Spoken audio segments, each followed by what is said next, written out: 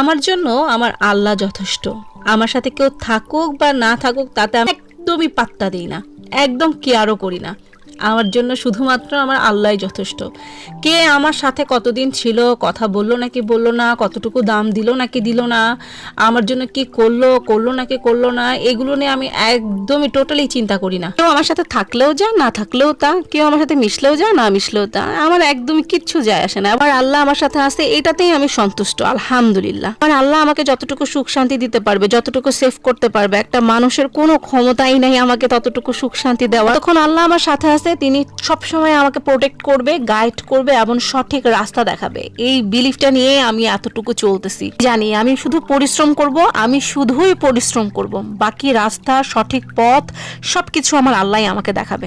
এই বিলিফটা আমার ভিতরে খুব শক্ত। এসব মানুষ আমার সামান্য পরিমাণ মানসিক শান্তিতে ডিস্টার্ব করে, তাদের সাথে আমি একদম চিরজীবনের মতো কিভাবে সম্পর্ক নষ্ট করা যায় সেই ব্যবস্থাই করি।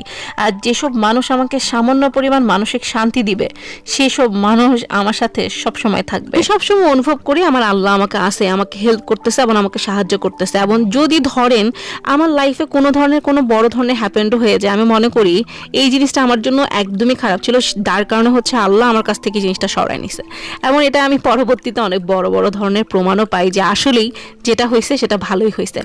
এনিওয়ে, আজকে তো আমি একটা বিশাল বড় বিএনকিউ থেকে গাছ নিয়ে আসছিলাম, কিন্তু এই গাছটার জন্য এই ফুলের টপটাও নিয়ে আসছি। মানে এটা অ্যাকচুয়ালি ফুলের টপ না, বাস্কেট ছিল, বাট আমি এটারে ফুলের টপ বানাই ফেলছি। কিন্তু এখন তো বসানোর পর আমার পুরাই মাথা খারাপ হয়ে গেছে, কারণ গাছটা এত বিশাল কেন ভাই, আমার সোফাই তো ঢাকে যেতেছে গাছটা দিয়ে।